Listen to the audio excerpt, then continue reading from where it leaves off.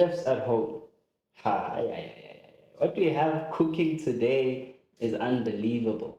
I'm saying it's not the X, it's the reason why. All the way from the FM station. We're talking mixes, we're talking an overall creative in the kitchen today. For episode 2 of Chop It Up, we've got the one, the only Thabo X. I don't want to do too much, I don't want to take away from his bio. I will let him introduce himself. Yeah, yeah, yeah, Tell the yeah. people who are you, how are you, what's the level? Yeah, yeah, yeah. What's that called? What's up, everyone? My name is Thabo X, who X on our soul fake in the damn Belite. You know how we hold it down every single day. It's all about energy. It's all about feeling good. And today, hey, Buffett, I'm here to do something I think for me, it's very experimental. You know, I'm not saying I'm an amazing chef or anything, but yeah, for the ladies, yeah, Hey, anything is possible. today might learn something. Yeah. So, what on the street says that when are you a bit of a ladies' man? Nah, that's not true. But to be a ladies' man, you need practice. I do. So, what is your worst ever rejection story, heartbreak story? Yo, worst ever rejection story. Yo, man, it's a difficult one. I'm gonna actually take it back to primary school. Does primary school even count? Ah, don't give us fake relationships. Want the real thing. You want the real The thing? real thing. Damn. This is one girl I really liked, and I thought she was really amazing. She's really awesome. Like, it's a very good looking baby, okay? I was like, yo, this baby, she looks so good, okay? And then I decided that I'm gonna just get her some flowers, and I started off by getting her flowers already. I took her out maybe on like 2 dates and more. I was even honest with her. I was like, all right, dog, listen to me. Like, tell me if you want to be in this thing or not. You know what I mean? Like, because sometimes you can feel someone's energy, when someone's a bad texter. Yeah. And they're like, oh no, I'm not a good texter. And I don't think that's true, because I really think if you like somebody, then you'll always be someone who's a very good texter, right? And I could tell she doesn't really like me, bro. You know what I'm saying? Got flowers, took out on 2 dates. Got another one day, I think I went to Durban or something, right? And when I went there, I realized, nah, she doesn't really like me. Yeah, So she might have not have rejected me but like that, but just by her texting the way she did, I could really tell it was a rejection. So I think I take that as the worst rejection I've had in my life, because usually some things come a lot more. Someone will tell you directly, I'm not ready for that, or I don't want this. So I don't know. I think that's the worst one for me, man. No, that's dope, bro. That's dope. That's dope. And I think there's lots more stories that you wanna share with us. No, I got you. I got you. But the chefs need to know what we're making. So today, I also don't really know what we're making, but those are the ingredients. We must make something like a magic happen there. Got the wraps Alright. going, got some mince, got some chopped onion, garlic, Yeah. lettuce, coriander. So we're gonna make something like a magic happen. So this is the beginning of our recipe and the beginning of your story. How about eggs? What does the Alright. name mean? Talk to All right. So Thabo X is actually quite simple, right? So before I got to YFM, I used to be called Thabo the REX the Rex. That was my name, my radio name on campus radio. Okay. Right. So I used to call myself that because of the fact that when I was in high school, essentially they used to call me the Rex or T-Rex because the boy had thunder thighs but he had small arms. Oh, To understand? okay. Yeah. So I was that guy and say, one day I was playing rugby, you know what I'm saying? And like some kid from St. John's like picked me up and he just dunked me on the field. And people are like, yo, T-Rex and pitch up. What happened? Which one is this? Yeah, what happened? Ever since then, it just stuck. Like, it just became a name, and essentially I took that to radio. And I called myself the Rex, right? So I used to come in and say, yo, what's up? So boy, talk about the REX, the Rex, the dinosaur ambassador himself. That used to be my intro and everything. And I used to do this at Voice of It's YFM, by the way, for those who don't know. Okay. And then YFM, wow, I have such a very connective story with Y, right? So Y came to my school one day, I think I was in grade 11. I just became deputy head boy. They came to my school and we were talking about something. I think we had to do about something called Memorial Day. It's like when soldiers went to war and stuff. You know what I mean? We march and whatever. And then that day, I was on YFM for the first time as a kid who was 17, speaking on air and everything. That happened and that was really cool, right? I love that particular experience.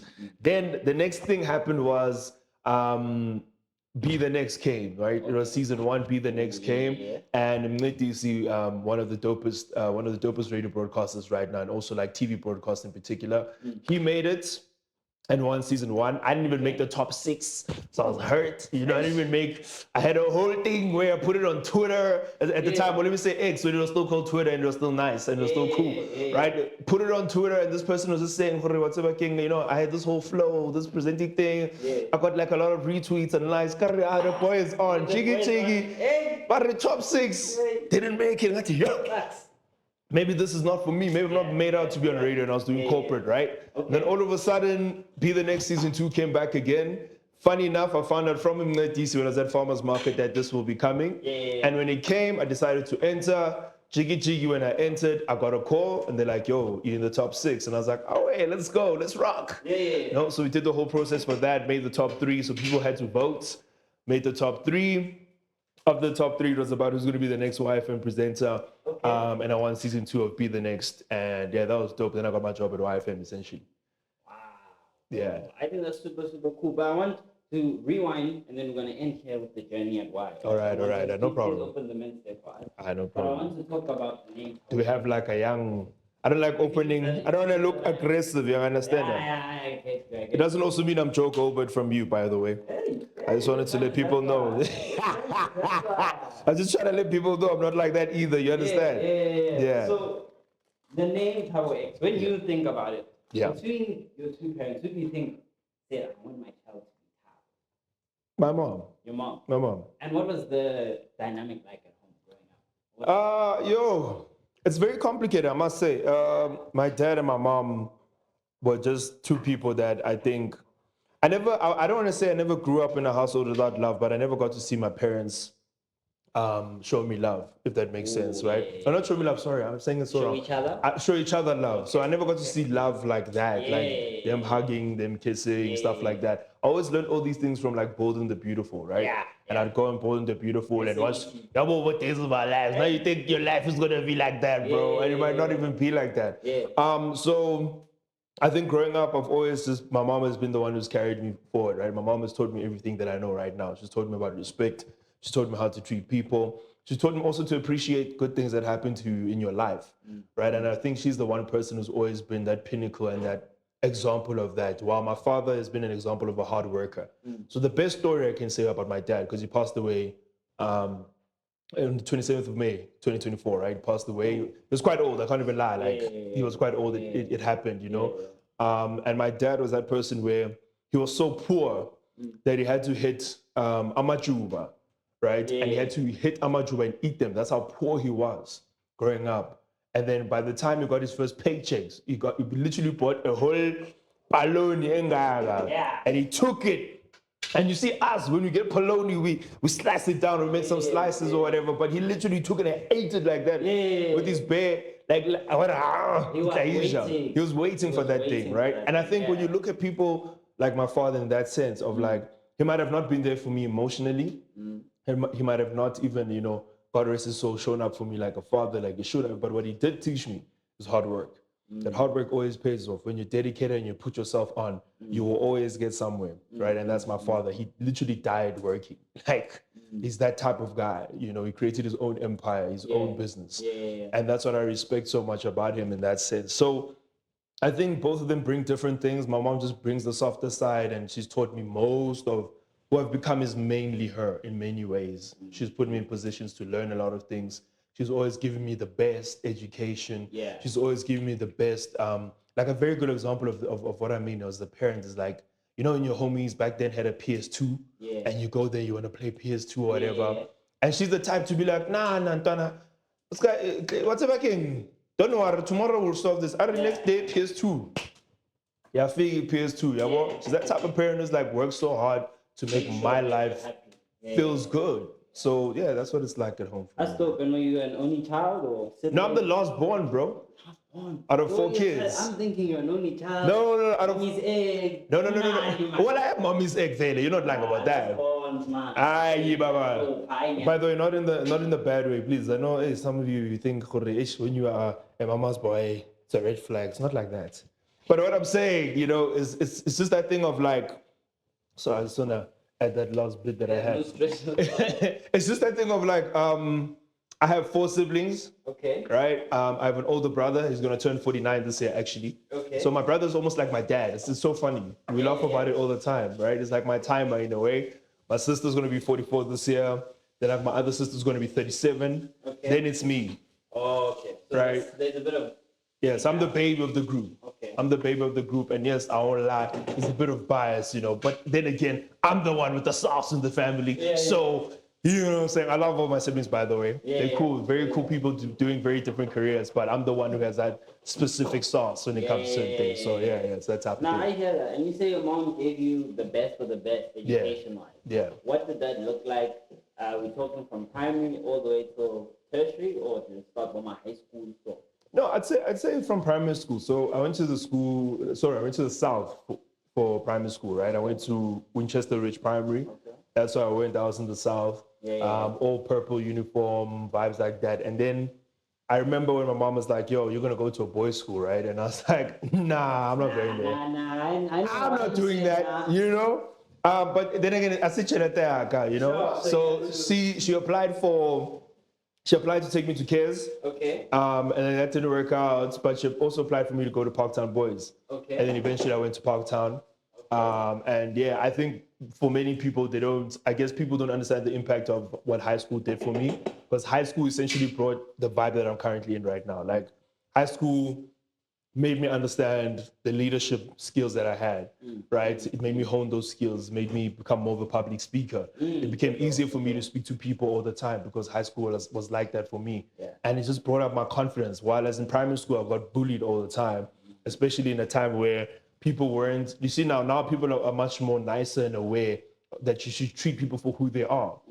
But back then when you were younger, as you know, you got dissed for your weight, you got dissed for how you look or whatever. I got dissed a lot for that type of stuff, right? Like my weight and whatever. So when I got to high school, suddenly I became a sportsman. I'm very fit. I run 10Ks and things like that. You know what I'm saying? I'm in this like sport called rowing. It's like the most niche sport that you can ever think of. Not many, like I don't know any darkies who can say, I've never paid it. I was there, I was inside that particular thing, but I did a sport that is very different. I was doing rowing. I made the first team when I was in grade 10, very early actually as well. Became the vice captain, became the captain of the sport. So like when I look at that, that's great. And then obviously university, I went to the University of Johannesburg. Okay. And that was also cool for me. Okay. When I initially got in, I actually got in through a bursary for rowing initially. And then somewhere along the way, I was just like, I don't think this rowing thing is for me anymore. I don't think it's that thing, I don't hate it, but I want to pivot now. No, you know what I blame? It's the beer. I blame beer because you see, the thing about being an adult is that when beer enters your life, you can also see, hey, training. I'm not so sure anymore. The cold one.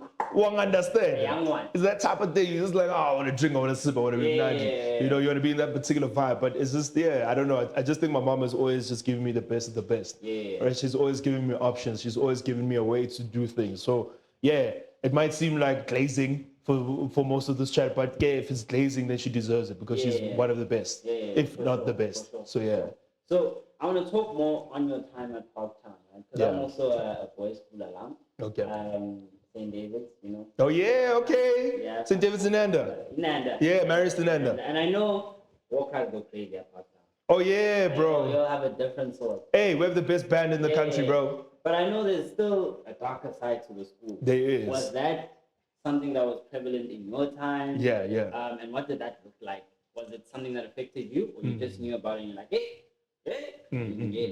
I think for me, it's I've never experienced that side of the school. Okay. So I never got a terrible experience. So I can't relate, unfortunately. Like I'm not one of those people who can come to you and say, oh, I had a terrible experience and this is what happened to me and everything. I'm not one of those people. It's just one of those things of like, how do I say this? I grew up being just focused on being great at sport because I wanted to prove a point to myself, which was like, I'm a guy who came from primary school being a cultural gent. Like I used to be in drama, doing poetry, stuff like that. Yeah. And then I get to high school and all of a sudden it's like, I needed to prove to people that I'm actually good at sport. Because I never thought I was a sports person, so I got to prove that particular point. So for me, there wasn't that hectic stuff where I'm like, oh no, it was a terrible time. It's not. I mean, this is my high school reunion. It's been 10 years. It's going to be 10 years this year since I left the school.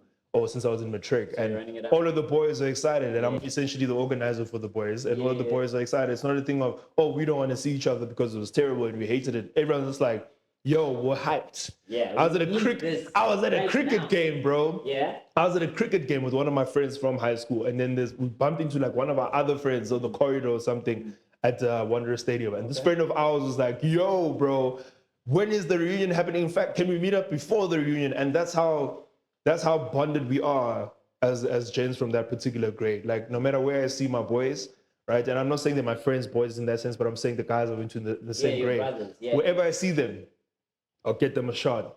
They'll get me a shot. We'll help each other.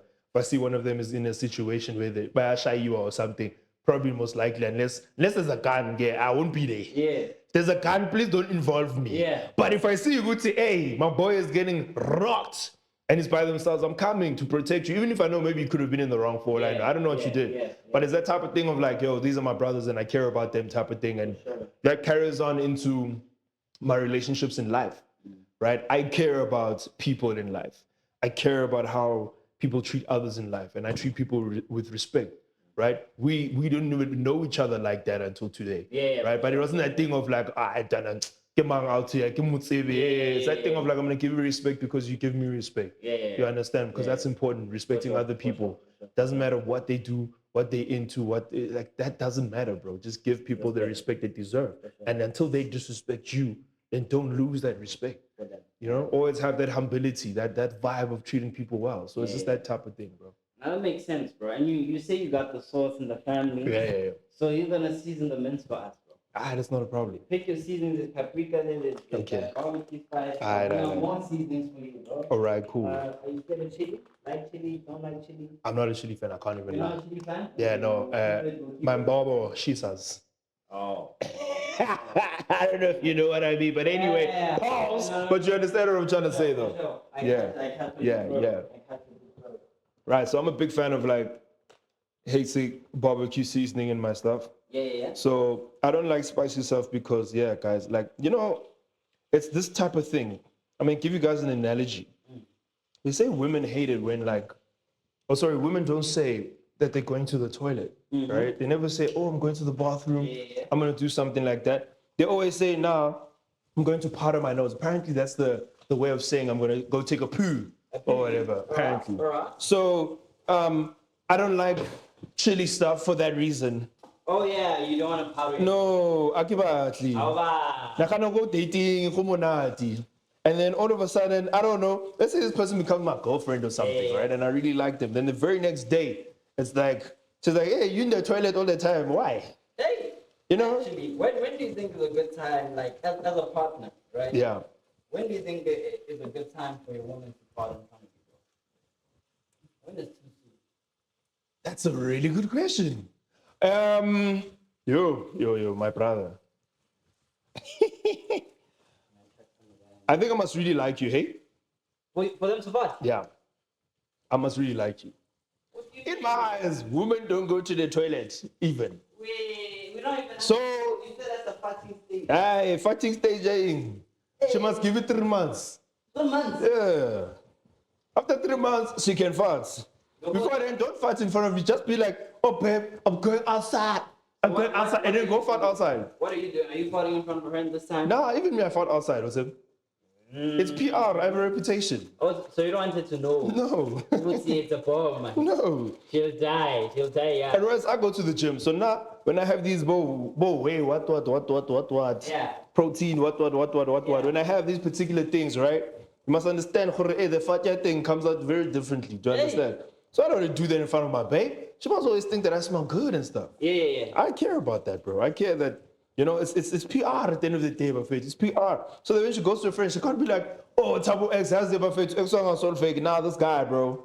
This guy fought in front of me, and it was such a hectic. No. I don't want stories. No. So what's the craziest thing that happened that you're like, nah? The red flag that you didn't even know was a red flag until it happened. Like from a relationship or from dating? Both, actually. So let me tell you guys a story, right? I have a hectic tendency. Okay, no, it's changed now because I'm different. Okay, I'm older now. I'm mature now. Okay, but let me tell you a tendency. I used to have a tendency of dating older women. Okay. Now, when I say older woman, I'm not saying this person was like 10 years older than me. Yeah. Okay. We're talking maybe a young 5 to 6 year gap. Yeah. Now, I used to date this one girl, right? And like this one girl, when she came in from Cape Town. Okay. She was still fresh. Sorry, I just wanna. Am I doing it right? Yeah. Yes. Let me see. What's it saying? Is it time to You have like salt, yeah, no. salt? Yeah, just a bit of salt. So I once dated a girl. She was 6 years older than me. And I used to think, oh no, she's a mature girl. Ooh, love it. Mature women. Yeah. They know their choices, they know what they like, stuff like that. And then all of a sudden, like, she was always just batshit crazy. I don't know if that's the right word for me to use, but Yeah. Well, what she do? it's just insane. Someone always wants to argue with you for no reason. You're like, "Dog, you're always arguing with me, but you know you're wrong. You know you're in the wrong." Yeah. And my problem is in a relationship, there needs to be a balance. I'm not saying arguments can't happen, but you equally also need to know when you're wrong, right? You need to accept when you're wrong. And I think as gents, we do that a lot, right? Because you're trying to calm the situation. I don't go now, baby, you messed up, baby, very hard. Because you don't want to be arguing all day long, right? And sometimes you could be right, but you kind of like, hey, for the sake of the argument, I'm not going to be that person. So for me, when I asked her about her relationship before me, I asked, okay, what happened? What was the vibe with this guy? She's like, no, she lived with this guy in Cape Town. They lived together. Okay. And they shared an account. Okay. By the way, new warning, don't share accounts with your person unless you're very, very sure that you're going to marry this person, okay? Because she shared her accounts with this person. They were saving money together, putting money together. And then all of a sudden, this guy ran off in Cape Town. This guy ran off with the cash and her new car, by the way, or the new car that she bought or whatever. So he took the money, he ran off with the cash, he ran off with the car. So when I heard the story, I was like, damn, bro, I'm so sorry. And then she found out that he was also equally cheating on her when she was away from Musebeti, maybe when work took her overseas. He was cheating on her or whatever, right? Now, my thing is, I'm not going to do that to you. So I'll tell her, hey, I'm not going to do that to you. But I realized, she didn't have enough time to heal. So that came through to me. And when I just started my career, basically, when it comes to like wanting radio so much and being in radio, it was affecting us because now this person is constantly like dimming your light. When good things happen to you, they're dimming your lights. They don't want to see you shine. You don't know why they don't want to see you shine. And they're constantly like arguing about things that don't make sense about your career. And they're not motivating you.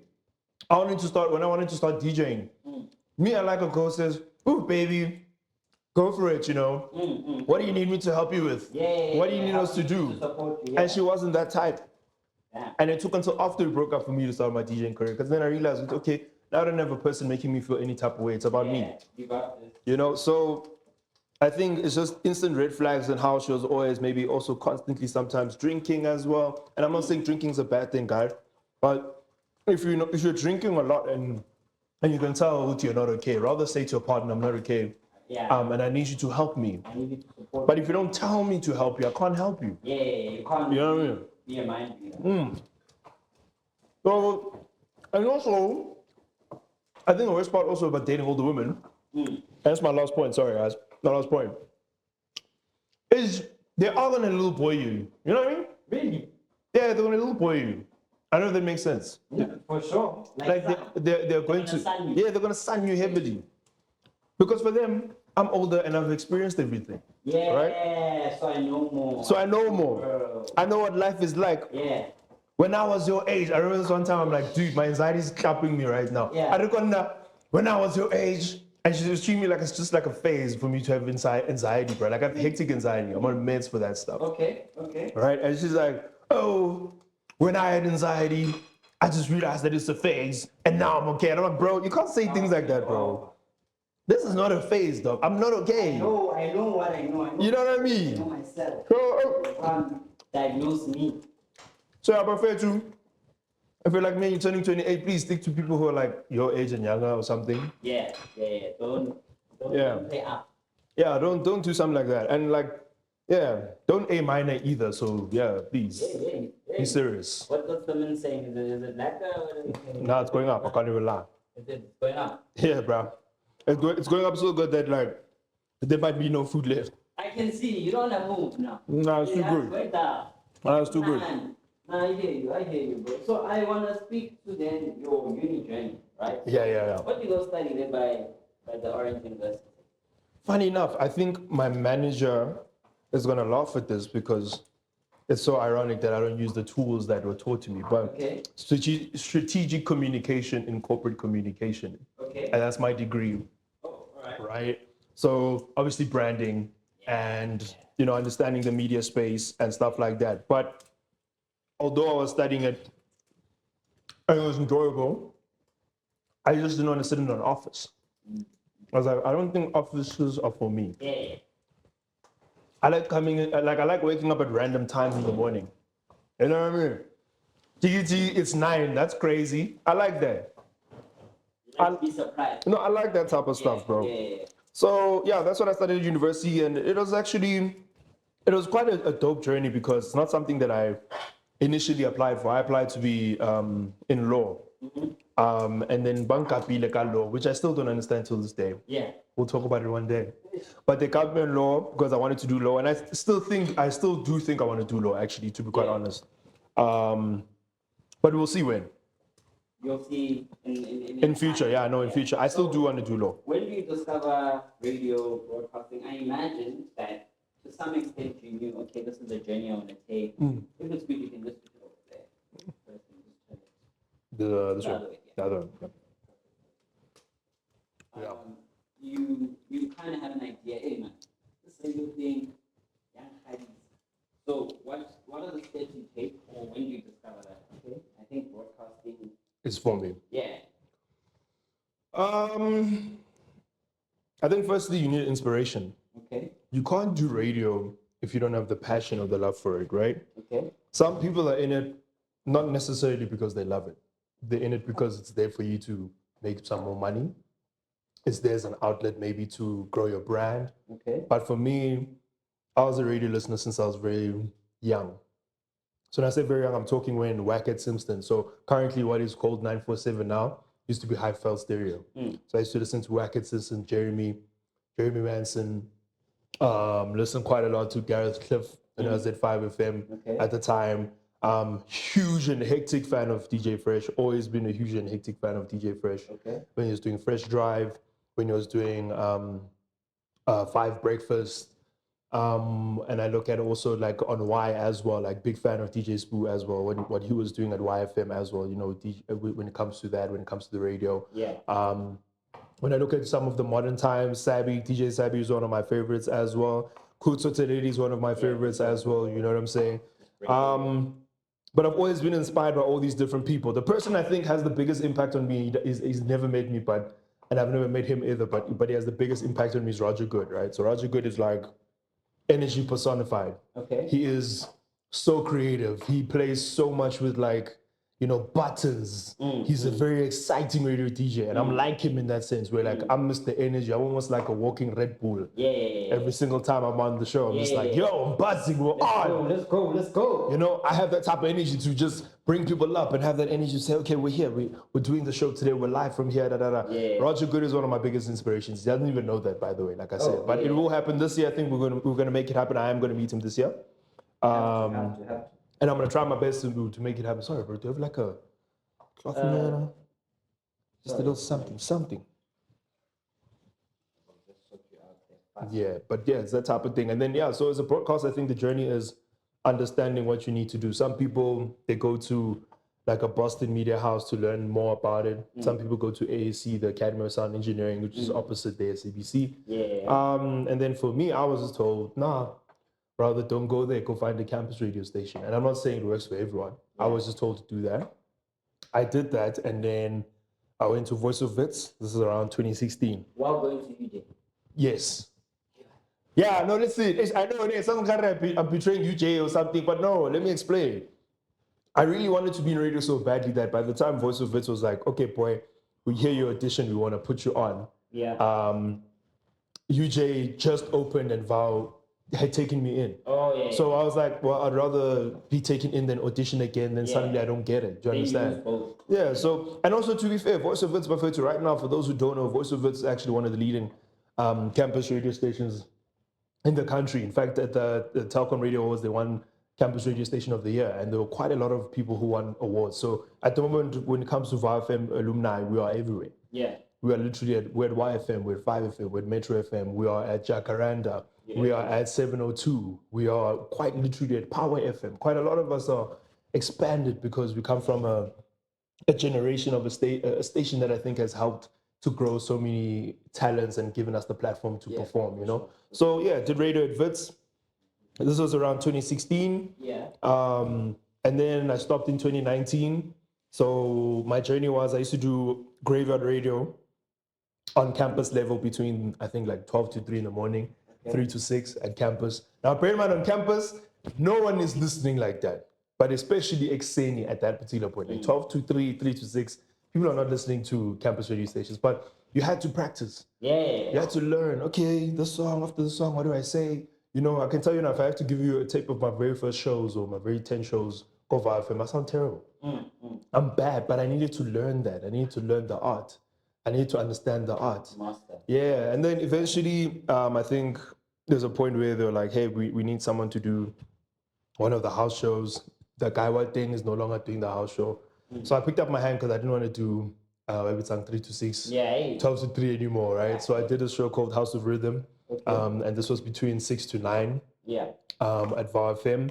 And it was a show actually just after Lula Odiba, because Lula Odiba used to do a show before my show at VAR-FM. So that's how we became friends, because of that as well. So it would be that particular thing. And then after 2 years of doing that, they offered me lunch. I did the lunch show, but I only had a year because my mom was like, yo, listen. And by the way, campus radio doesn't pay. So it literally is about passion. It literally is about caring. So because campus doesn't pay you for what you do, you understand? But that's how you learn. And then my mom was like, boy, I'm retiring, dog. Getting old, I'm retiring. Can't be funding you and funding radio. Like it's not going to work. You need to find a span. So after 2019, I left, found a job in 2020. And as you know, March 2020 came, and what happened? COVID. So yeah, I guess that's the story. And then what did the radio world look like for that period? COVID was still going on, but obviously people were broadcasting from home. Yeah. Opportunities limited, or was it a prime time thing? No, they were far limited, because you must remember during that period people couldn't make money from events anymore. People couldn't make money from going outside anymore. So I remember I just landed a job managing one of my friends, who's now, he's also a presenter, right? And when managing him, it's that thing of COVID came and he didn't have money for events anymore. So I couldn't manage him anymore because there's no money to pay me. Do you understand? So it actually became harder because people had to now cut costs. How are you making money when you're not outside? For sure. You know, people had to cut costs. I'm pretty sure for some people, maybe for some radio presenters, they could have potentially lost their jobs for all we know. And maybe they came back later on because it was a very tough period. You know, that period was a very tough period, a very difficult period.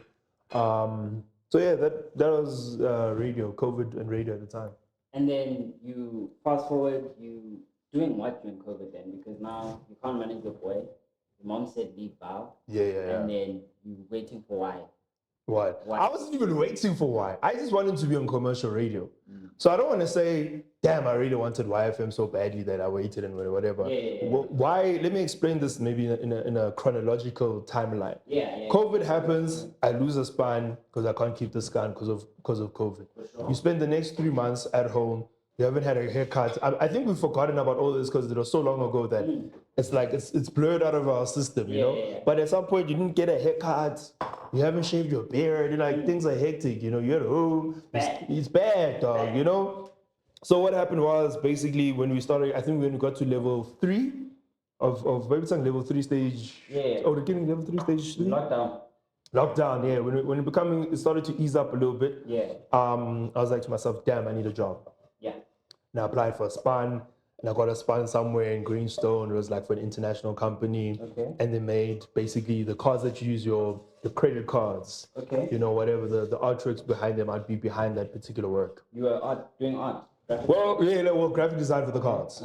Yeah, so I'd be doing that. I was taught that, by the way. Don't ask me how I know. I was taught on the job, and I learned. On the job how it's done. You know, and these cards would come from Shanghai, Singapore. Because it was an international company, it was a French company, right? And then, yeah, Be the Next, the first one came. And like I said, I didn't make it on that one.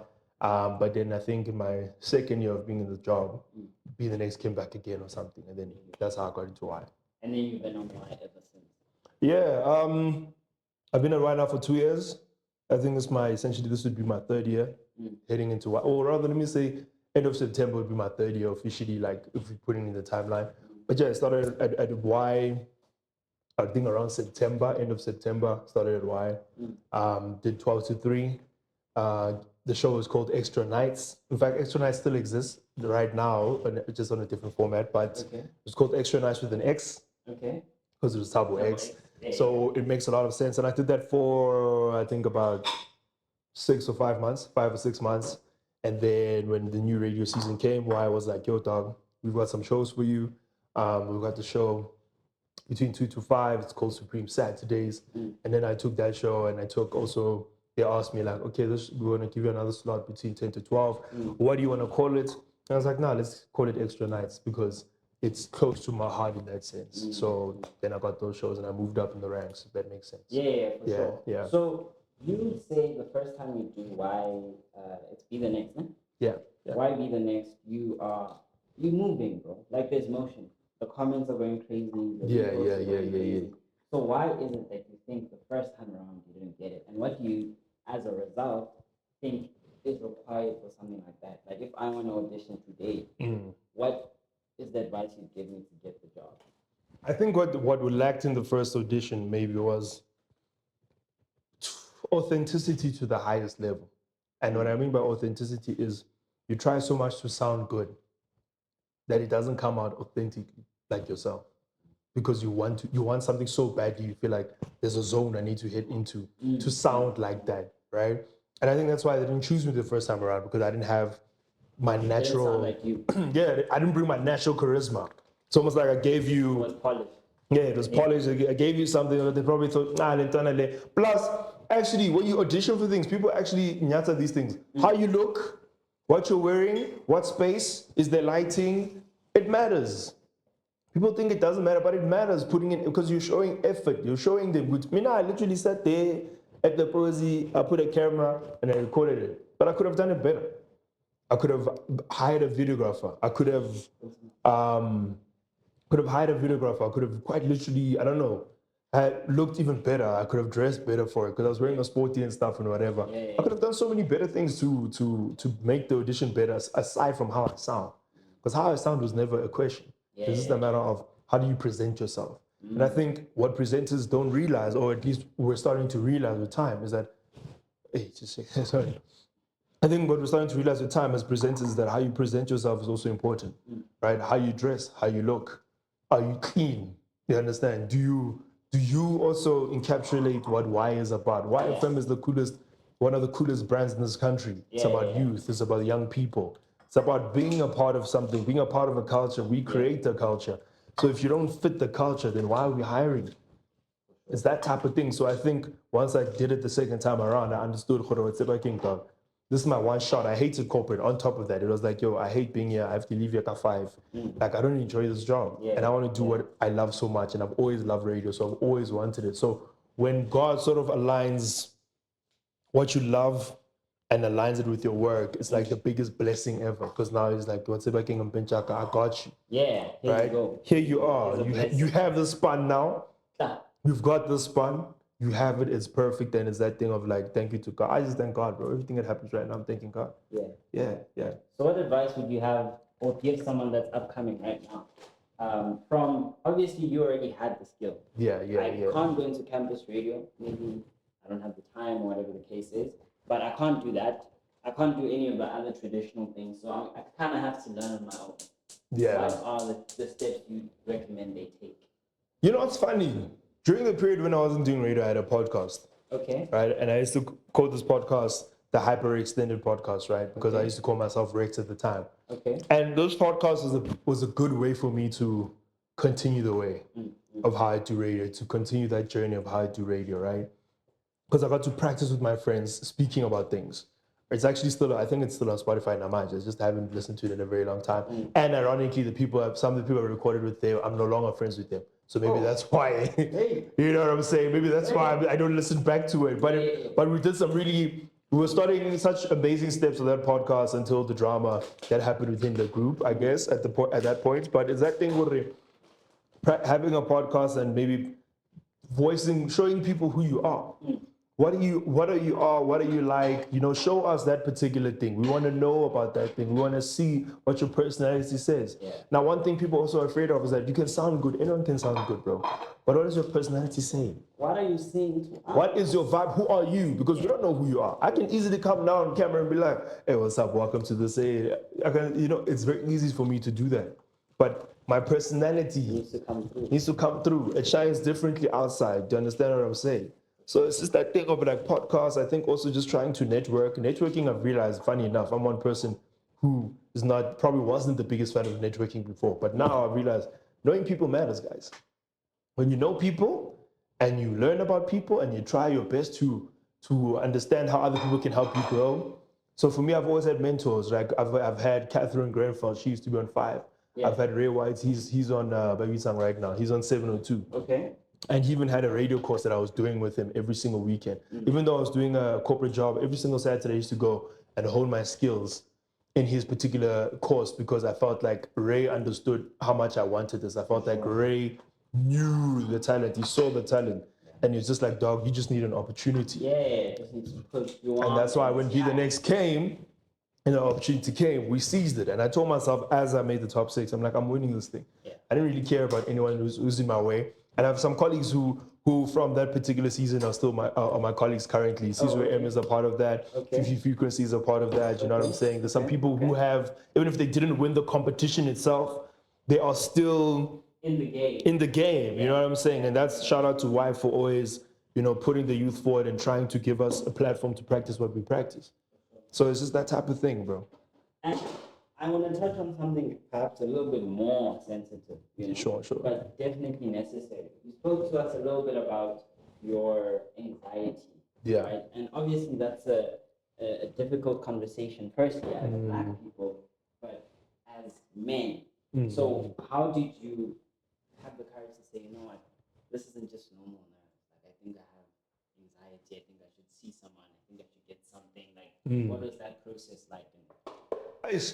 This one's a very difficult one for me to explain, but I mean, anxiety is just a part of it, right? So when I was, things like 2017, 16. So when I left high school, I think in particular from 2017, I just started having severe doubt in myself, severe suicidal thoughts, wanting to die and not wanting to live.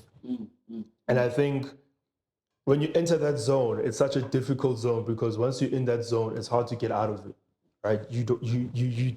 Nothing is exciting, bro. The only thing I think maybe holding me together was at the time Chelsea was winning the league. So Chelsea's my favorite team, my favorite Premier League team, right? Or my favorite football team in general, right? And them being good was the only good thing that made me feel good. And maybe drinking as well, because I just felt like I needed to numb the pain. I was a big fan of that particular point of me and Black Label were aligned like this. Yes, Black KK. We're number 1. Oh, yes. Do you understand? Me and then go to we're here. Oh, yes. Do you understand? As well. But you understand? Yeah. So there's that particular type of thing where I just felt like I didn't want to be here anymore. And even my friends, like the circle I had around me, some of them were very negative. Some of them were also not supportive of my particular career. Some of them maybe were even, which is something very strange for me till this day, like jealous.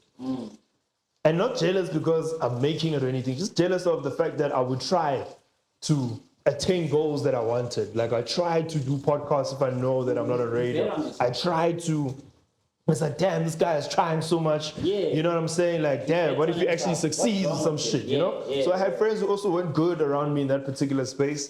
But it got worse, I think, around 2018. And the best example to explain how bad depression can be is like, you date someone, so I dated a girl. Okay.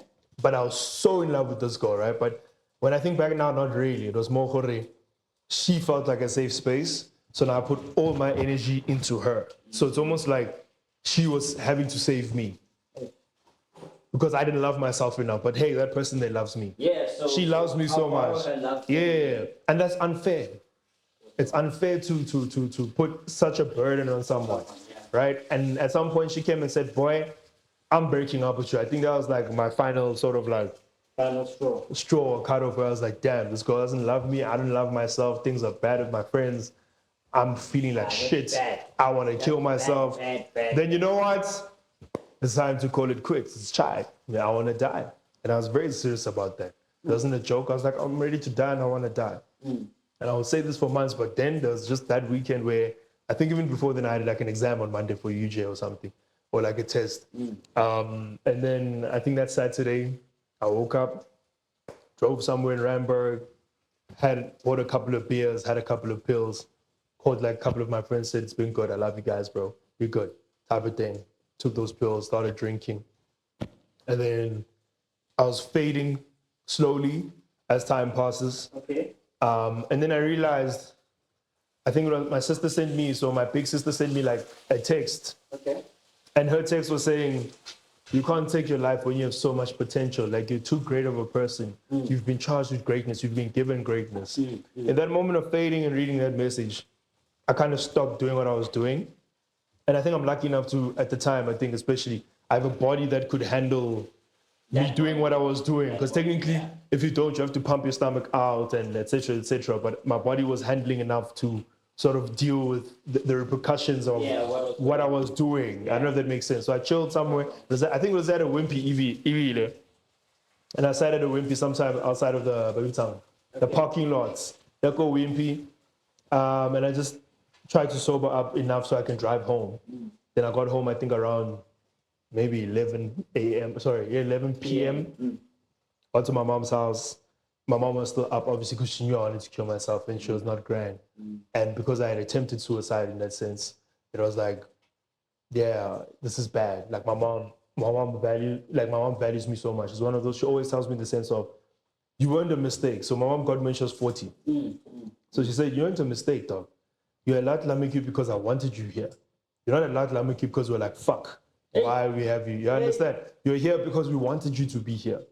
You know, so my mentor at the time, Catherine Grenfell, was like, yes, dog, you need to find help, dog. There's a place called Akiso.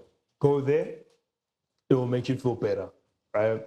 And at first I was hesitant. I'm like, nah, I'm not going to go there, bruh. Like, I'm not crazy like that. You know, I'm thinking, nah, I'm crazy. Nah, I'm crazy. Only people who vibe to these institutions are insane and they're mentally insane and shit.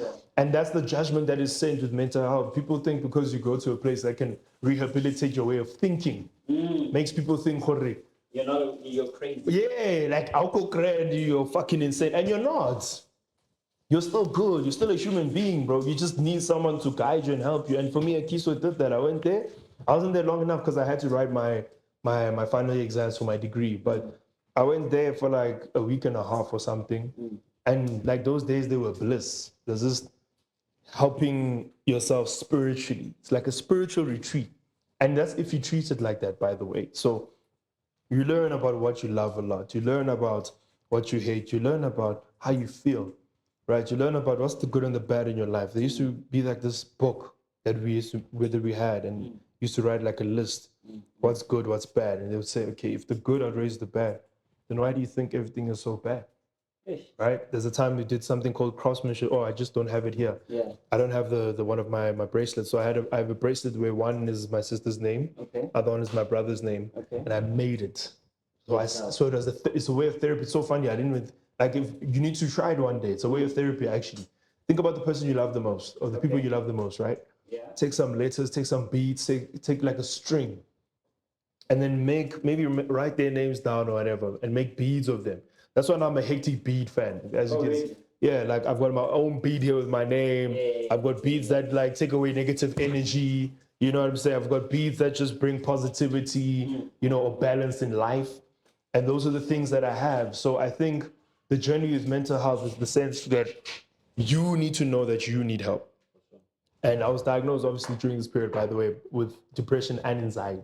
So it was both of them. It wasn't just anxiety, it was depression and anxiety. I was not grand. Nothing was grand. Nothing made me happy. No, quite literally nothing made me, I'm not even kidding. Nothing made me happy. Nothing. It took, in fact, when I think about it now, it took until, and I don't know if it's a frontal lobe thing that girls like saying, but so your frontal lobe, when you're 25, the frontal lobe. Maybe it was. Because when I turned 24-ish, 25-ish, I became better with handling this stuff. The emotion. Yeah, my emotions and everything. And then I just decided to stay going to therapy. I go to therapy, by the way, a lot. Okay. I go to therapy once a month.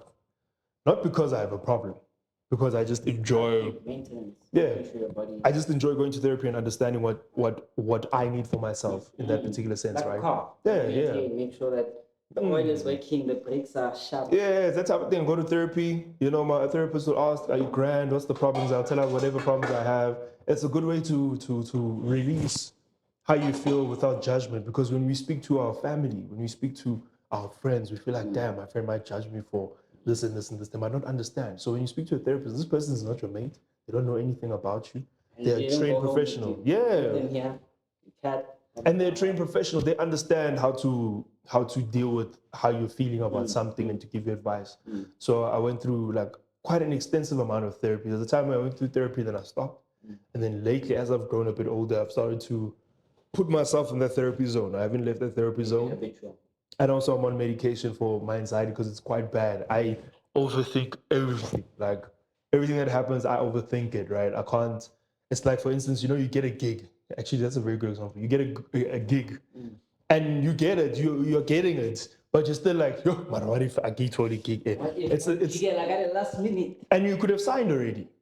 You understand? You could have signed already. But the anxiety of sometimes there's a random anxiety that hits me that I can't explain, unfortunately. It's just something that I feel. So that's why I've realized whenever I sign anything, like my friend or sign big things that happen for me, my friends are like, oh, Donna, let's go celebrate. Maybe after the first what thing. Let's do it. And then after that we can celebrate because it's like it's almost I still feel like I'm jinxing it. It's weird. You don't want to, no, I get it. It's weird. It's a weird thing, bro. But I think when it comes to mental health, always make sure that you know that you're not okay. If you're not okay, it's okay. It's okay not to be okay, by the way, guys. Yeah. If you're not okay, I'm not okay.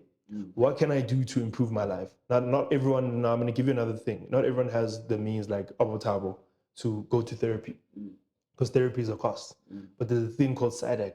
There's people who literally work for free. People don't even know this about people from SADC. So SADC is the South African Depression and Anxiety Group. Not many people know that people that work at SADC actually work for free.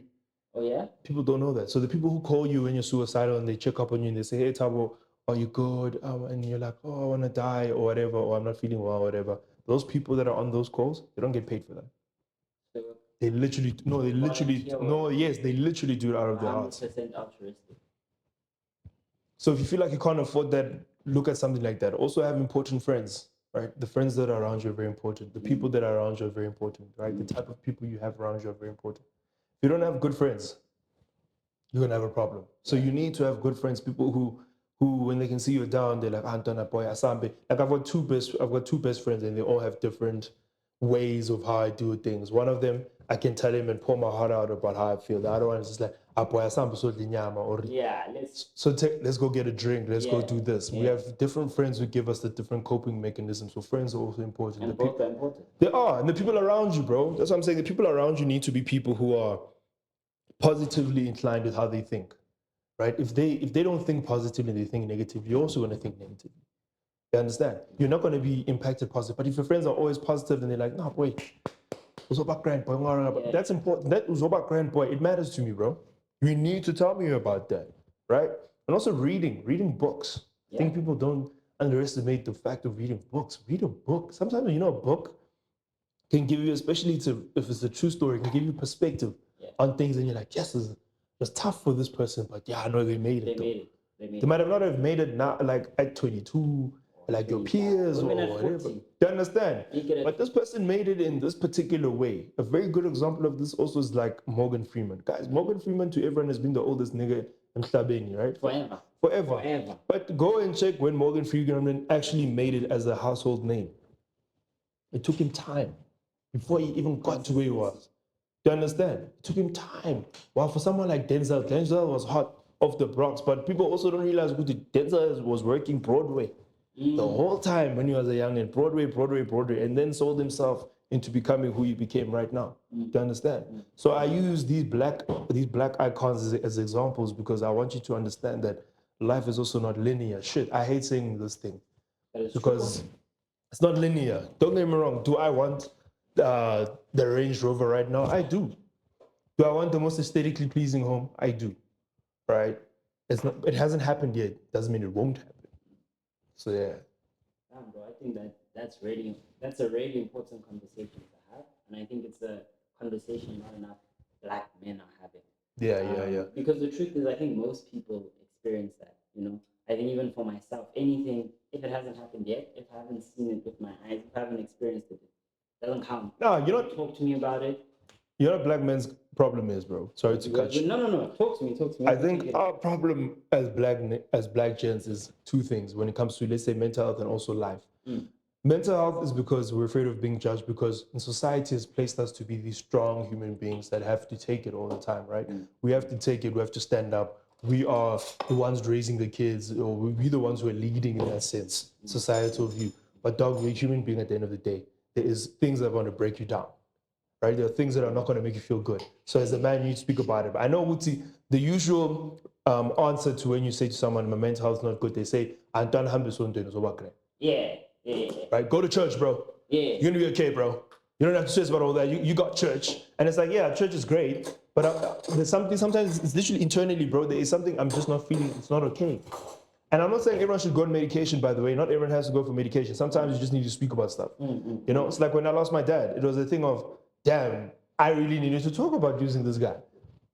You know what I'm saying? Like, I needed to speak about it. I needed to tell my therapist, Guti, this wasn't grand. Guti, like, me and my dad had a complicated relationship. It wasn't Mnandi, but you know what? It is what it is. So it's those particular type of things that are very important. And also, as black men, we need to stop, trying to always be strong, bro. You know, sometimes if your girlie doesn't allow you to be vulnerable, or your man also, if you're someone who's dating a man or whatever, if you don't have someone who makes you feel vulnerable and safe with that vulnerability, then that's a problem. Have someone who makes you feel like it's okay for me to be vulnerable. If they don't make you feel like that, then question everything. Question everything, bro. You know, church is not always the answer, dog. I promise you, I love church too, but church is not always the answer. Sometimes it's just a matter of gotta speak about this. Gotta speak about this as a black male. Dog. You need help professionally. Yeah. Damn, bro. I think that's. Oh, I think it's heavy, but important. It is. And we need to be creating these safe spaces. And given this conversation that we're having right now, yeah. What do you think being a man should be about in the day and age that we live in? Being a man, for me, being a man is, I'm gonna say something that is gonna sound like a joke, but it's actually true.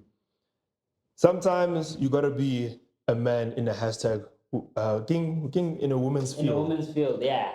You have to be sometimes, because guys, we're just human beings. I know we separate genders and roles, and we have to have those things, right? But being a man in today's society is understanding, firstly, how you feel, what makes you feel better, what improves your life. Now, what drives every single man is ambition. Okay. And I think that's important. You need to always have ambition for me. Like, ambition is an important thing, right? And not necessarily because of a relationship, not necessarily because you're trying to impress other people. Ambition is important for yourself. Because when you have ambition that makes you happy, you're happy when you're getting things and things happen to you, then you're happier. So for me, when I look at my career or my life right now, when good things happen for me, I am very happy because they make me happy. Yeah. You understand? When I get that dollar, when I get that randellas, it makes me happy to get those randellas because I earned those randellas. I worked for those randellas. Right? And also being a man is also understanding, I think, also just treating women with more respect. I feel like, we speak about this for years, right? We've been talking about this for years when it comes to women. But you need to respect women, guys. We need to respect women and make them feel safe, even if they treat you badly. There's some people who treat you badly, and you feel like, no, and now you need to treat them badly. No, bro. Right? Yeah, just respect women too. I feel like we need to make women feel safer. And the reason I say this is because it sucks the fact that these days, courting a woman is becoming difficult because she has to ask herself, can I trust this guy not to hurt me? Can I trust this guy not to do that? For me, it's terrible because when you hear how your parents used to court each other or whatever, you're like, oh, it sounds great. My father maybe put on some Luther Vandross or some shit, and then it worked out. But now, when we try things, it's almost like, when we try things, it's almost like that thing of, says now a girl has to wonder, oh, he's being weird. Oh, he might be weird. Yeah. And that sucks, bro, because you're not being weird. Maybe I have an interest in you, and you could like, Really trying to yeah, like if they say no, then yes, Vele, listen, bro. yeah, it's like that. It's what I understand it, but it just sucks that women have to have that extra guard. Or like when a woman takes an Uber, I think that's also something that always pains me. Like when I take an Uber, I have zero stress. I promise you now. I don't think about anything aside from why is this guy moving at 60 kilometers an hour? Yeah. And then a woman takes an Uber or a Bolt or whatever, and she's like, I have to be like, please send me your location so I can see where you're going in case anything diverts so that I can come there. You see how messed up the society is. And now they have to have that male bestie or whatever or friends every time she goes somewhere. So I think as men, that's what we need to do better is to make them feel safer, bro. Make them feel safer, bro. That's just my biggest call, personally. So what we're gonna do, bro? Yeah, we're gonna finish up assembling these raps. Yeah. Then we're gonna munch. Then we're gonna get into the last half of the interview where we chat about your DJ career, music, how music finds you, and all of that. So for now, I'm gonna take a bit of a break. Just so hot in this kitchen. Yeah, it is actually. Yeah. Online. Chefs at home, we're about to wrap up. We have the one, the only Thabo X, Xenga Solvay. Yeah, so we're about to wrap it up. So about his music, and you guys are gonna watch us eat. Yeah, man. We're working hard for like an hour in the kitchen. So now we're gonna devour. We're gonna attach the pictures of this food, and then you guys are gonna see what's going on. What's the level? What's the goal? But while we munch, bro, I want you to talk to us about music and your journey there, because for many people, I myself am also in the music space, DJing and that kind of thing. And music kind of finds you, you don't seek it. You just know, I'm called to do this thing. Yeah. So what was that journey like for you? Damn. I just think I became a heavy Afrotech fan. Like I started loving Afrotech, Afro House. And to be quite honest with you, I never thought I'd ever DJ. I'll be real. DJing is the last thing on my list. It was the last thing. It was like emceeing and stuff like that is where I've always seen myself. But then I told myself, what's about King Dog? I think I want to tap into Afrotech when I started listening to it deeper and deeper, listening to some tapes, international Afro House as well. So a bit of that mixture of those two, right? 3-step, as you know, is killing the game at the moment. So when I was listening to all of this, I was like, you know what? I like the beat. I like how it's done. Let me learn about it.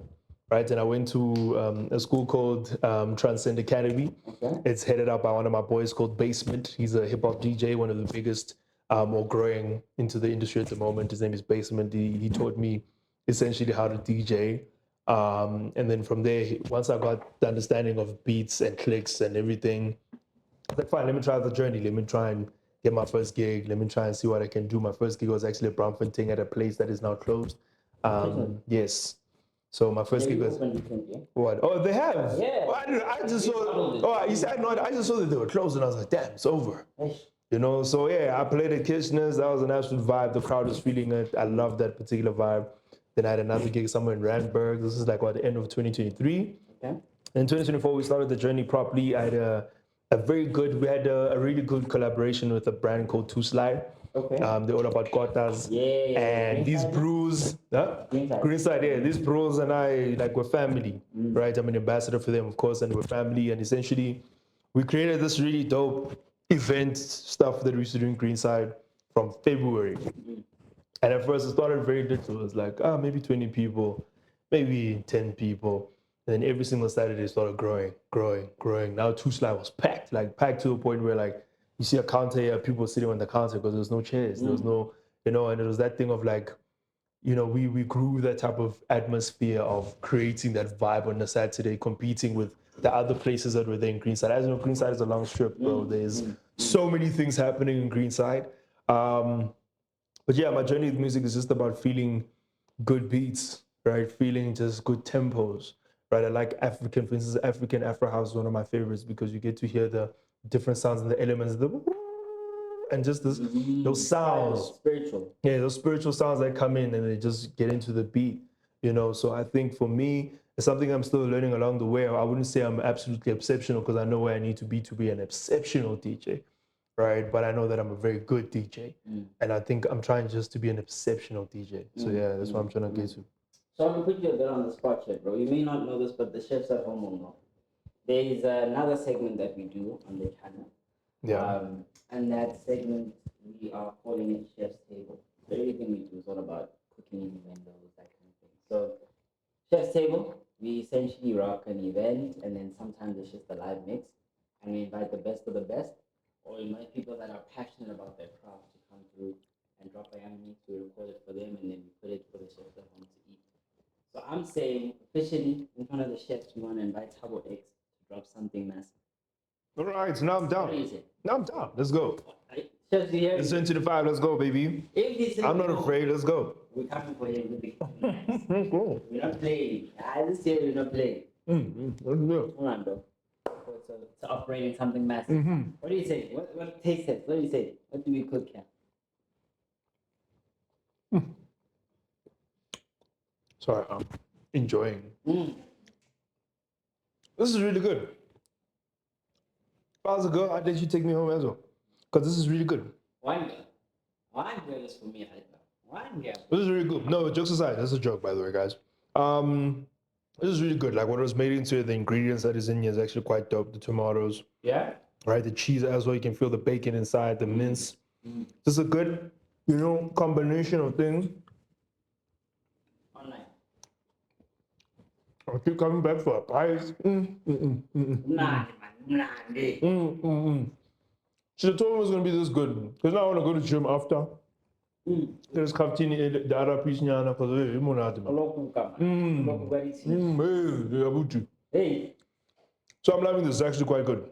I'm glad. You cooked. I'm glad. Quite I'm literally. glad. We cooked. We cooked quite literally.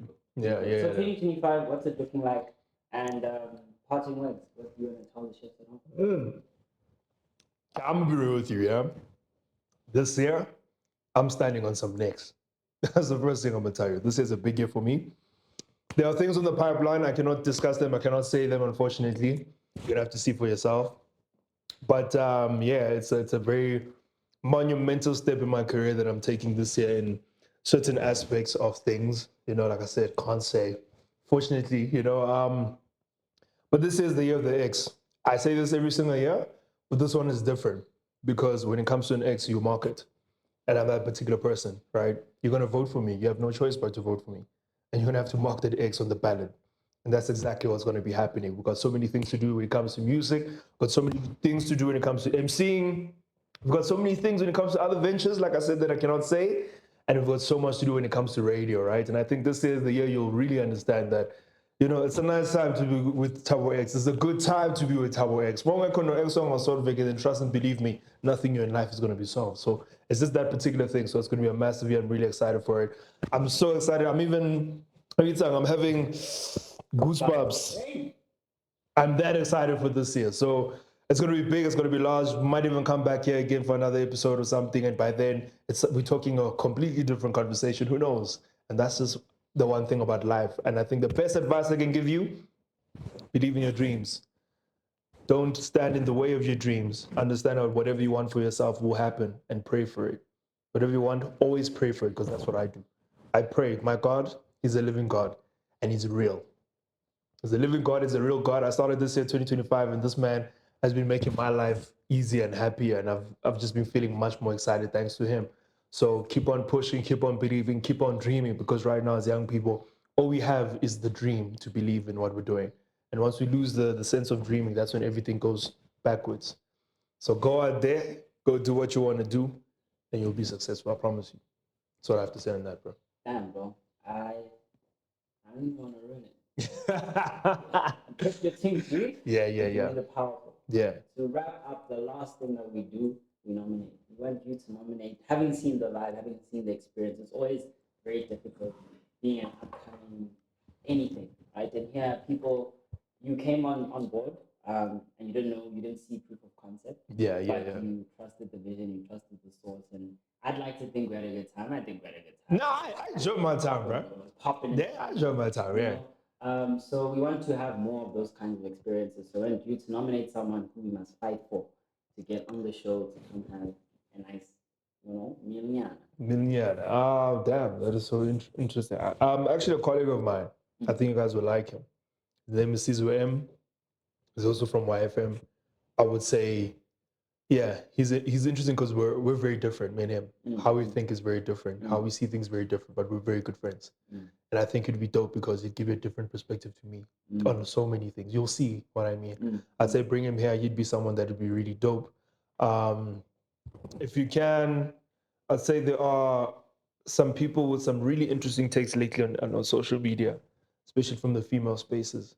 And I think those people would be interesting too because I like women with an opinion sometimes. I really love that. They have such a beautiful opinion, so different to mine sometimes, and I love that. You make me think, expand my mind. So yeah, I would say Sizwe, someone I'd say you should bring here. I think you should try him out and just see what he's like, And I'm sure he'd enjoy this because he's in his Nkabi era of Nyashata and everything. Yeah. And I'm like the complete opposite of that right now. So yeah, he'd be great. Now online. Caesar M, you had your nomination. We're gonna work hard to get you. We're gonna speak to Thabo also see what we can cook up, but definitely gonna get on it. Chef Thabo, that was episode 2. Chop it up. We did everything here. We spoke about Thabo's journey and how that led to him becoming the public speaker with the oratory skills that he possesses today, the broadcaster that he is, and the overall creative. What I learned from this interview is where you start is not where you're gonna finish. Those are facts. And also, you're never in a box unless it's the X. You're never in any box. Always make sure. I think. Sorry, last parting word. Go in. Always make sure that you're always multifaceted, if that's the word for it. I don't know if I needed to zwinglish it a little bit or whatever, but always make sure that whatever you're chasing, there's nothing that is impossible. I never say no to anything because there's nothing I can't do. I can do anything. It's just about putting my mind to it. So you do the same, it'll happen for you. I'm done now. Done with my speeches. Yes. It was cool. Done. It's boom.